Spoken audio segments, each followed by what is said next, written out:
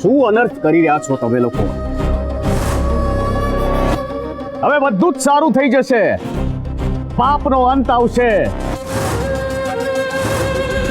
અને બધા જ સંકટ તમારા દૂર થઈ જશે. શરમ આવી જોઈએ તમને લોકોને. કાળસંગ અને ગંગાબાએ કેટલું કર્યું છે તમારા લોકો માટે. પોતાના જીવના જોખમે આખા પંથકમાં ભક્તિની જ્યોત ફેરવી છે. આ અવગત્યા જીવની સેવા કરી છે અને તમે આને જ મારવા નીકળ્યા છો. આ રોગીની સેવાના ફળ રૂપે કદાચ ગંગાબા થકી આપણને બધાને આ ફળ મળી રહ્યું છે. ફળ? કેવું ફળ બાપજી ધાર કાઢીને? આ શેઠને જુઓ, ગંગાબાની વાર્તા સાંભળીને અહીંયા સુધી આવ્યા છે. બાપજી, ગંગાની વાર્તા?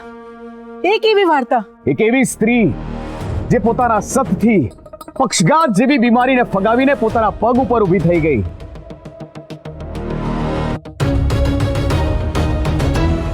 આ ગામના ભલા માટે કંઈ પણ કરી છૂટવા તૈયાર હોય એવા ગંગાબાના દર્શન કરવા માટે અને એમના ચરણોમાં ભેટ ધરવા આવ્યા છે આ શેઠ.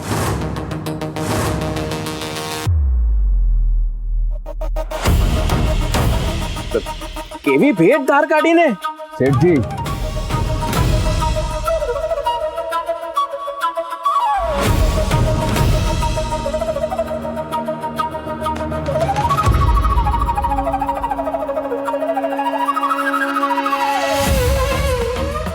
ગંગાબાના ચરણોમાં આ સંદૂક ભરેલું સોનું ભેટ ધરવા આવ્યા છે.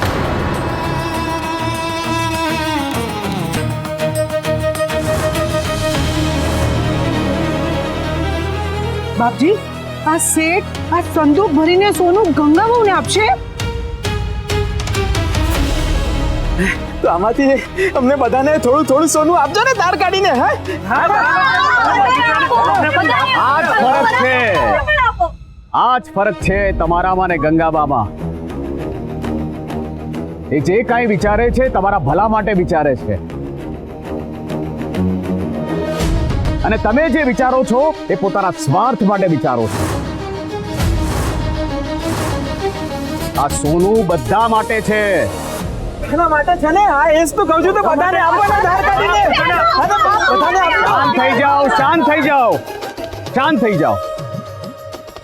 આખી વાત સાંભળો. પહેલા આ સોનું શેઠજી ગંગાબાના ચરણોમાં ધરે છે અને આ સોનાના બદલામાં જે પણ દાન આવશે એ બધાના ઘરમાં વેચવામાં આવશે.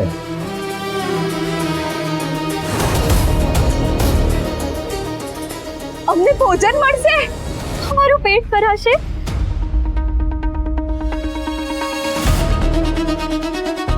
પણ સમસ્યા એ છે કે હમણાં સાંજ થવા આવી છે. આ શેઠ પરગામ જઈને કાલે અનાજ લઈ આવે, પણ ત્યાં સુધી આ સોનાની સુરક્ષા કરશે કોણ?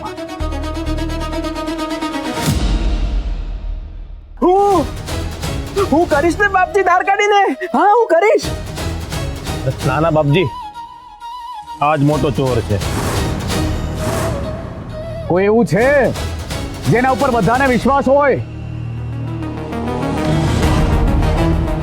છે ને, આખું ગામ આંખ મીચીને જેના ઉપર વિશ્વાસ કરી શકે એવો એક માણસ છે, હરસંગ.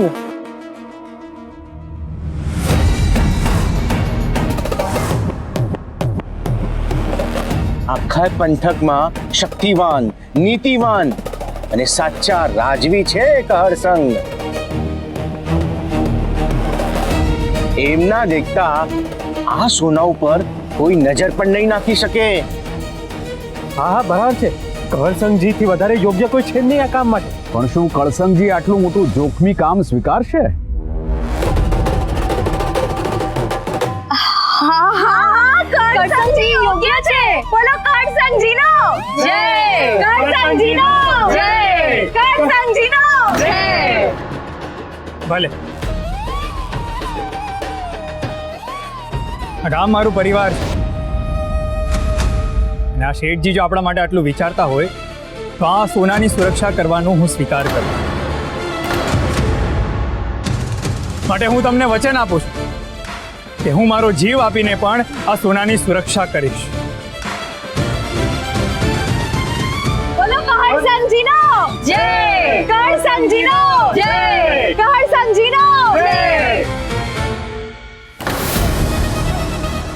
રામદાસ તે પોતાના પગ ઉપર કુહાડો માર્યો નથી, પણ પગ કુહાડા પર દઈ માર્યો છે. જો હવે તારી ભલે કરું છું તે.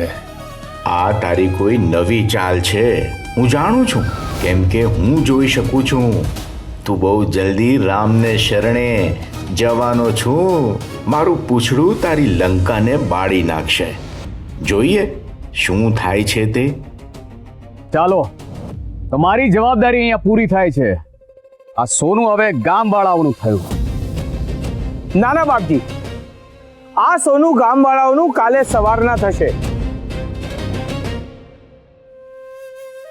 આજ રાત સુધી તો આ સોનું મારું જ છે, અને એટલે હું જ નક્કી કરીશ કે એની સુરક્ષા કઈ રીતે કરવી.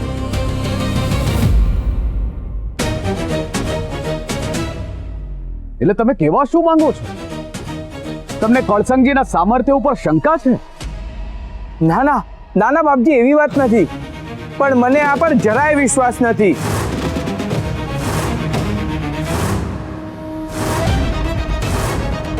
અને એ કહરસંગજીના ઘરમાં જ રહે છે. દાસ દાદા ક્યાંય નહીં જાય, એ અમારા જ ઘરમાં રહેશે. તમે વિશ્વાસ મૂક્યો છે તો પૂરો મૂકો. હું એમની જવાબદારી લઉં છું, એ ક્યાંય નહીં જાય.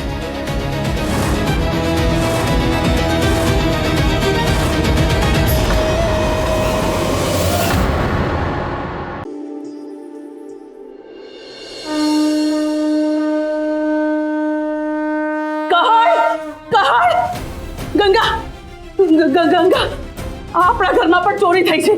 કહળ ક્યાં છે? કહરસંગજી બીજે ગામ ગયા છે. કેમ? શું થયું?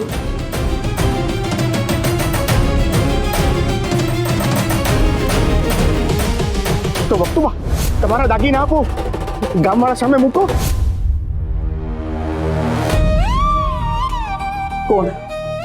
કોણે મારા દાગીના લીધા?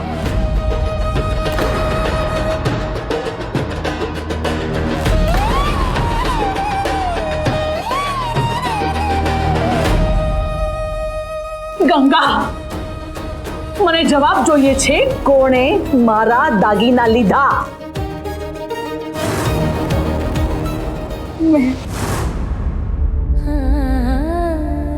ગંગા, ગંગા, શું કર્યું તમે? મારો પ્રેમ, વિશ્વાસ, તમારા માટેનો આદર, આ બધું ભાંગીને ભૂક્કો કરી નાખ્યું છે. આજ પછી કોઈ માં પોતાના સંતાનો પર આંધળો વિશ્વાસ નહીં મૂકે. મારા સંસ્કાર, મારી ભક્તિ, આ બધું બળીને રાખ થઈ ગયું. ગંગા બહુ માત્ર તમારા લીધે મારી માએ મરતા પહેલા આપેલો હાર, જે મને જીવથી વધારે વાલો હતો, નહીં, આજે આ શબ્દ તો તમારા મોઢેથી બોલતા જ નહીં. ગંગા, તમારે મારા દાગીના ચોરવા જ હતા તો મને મારી કેમ ના નાખી? મારે આ દિવસ જ જોવો ના પડે કે મારી ગંગા વહુએ મારા દાગીના ચોરે અને મારો દીકરો એ વેચવા નીકળ્યો. પેલા રોગીના કહેવાના લીધે એક માના સંબંધને પણ ભૂલી ગયા. જાઓ, દૂર થઈ જાઓ મારી આંખોની સામેથી. પહેલા કે કંઈક મોટો અનર્થ થઈ જાય.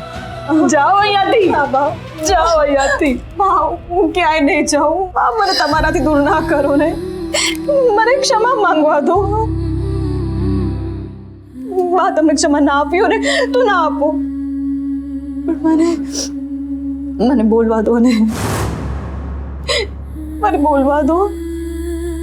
તમે આજે કંઈક પણ બોલો, પણ આજે તમે જે કામ કર્યું છે ને એ ભૂલી નહીં શકાય.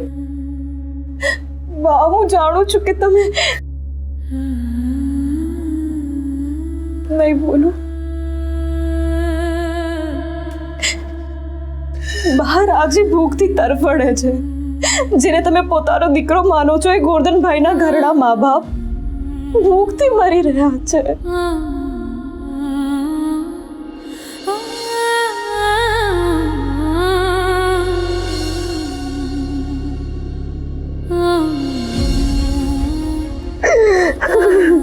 ક્ષમા કરી દો બા,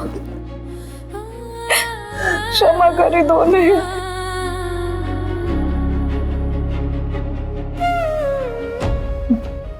હું માં છું. એક મા પોતાના સંતાનોને ક્ષમા ના કરે તો એનું માતૃત્વ લાજે. માં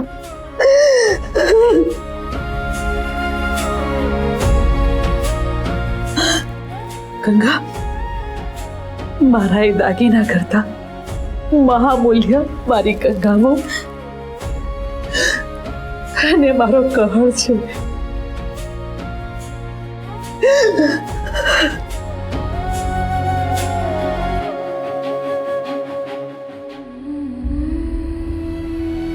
પણ ગંગા, હું એક જ શરતે તમને ક્ષમા કરીશ. મને તમારી બધી શરતો મંજૂર છે, બધી. સમય આવે હું તમારા પાસેથી કંઈક માંગીશ, પછી એ તમારા માટે કેટલુંય કપરું હોય, મારી એ ઈચ્છા તમારે પૂરી કરવી પડશે.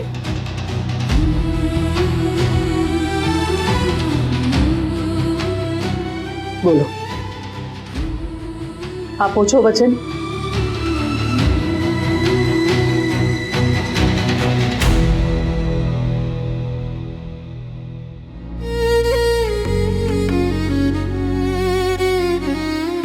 વચન આપું છું, ક્ષમા કરશો ને. વાહ,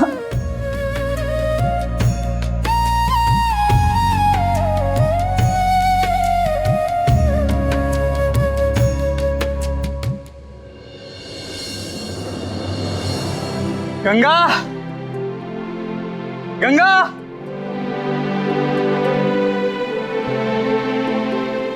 અનાજ આવી ગયો. પણ આટલા બધા દાગીનાના બદલે બસ આટલું જ અનાજ?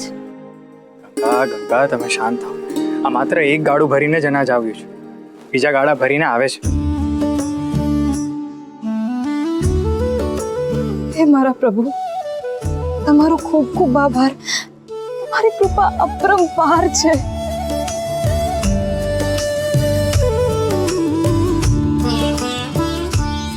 માં! કરસનજી, આ તો સચવાઈ ગયું છે.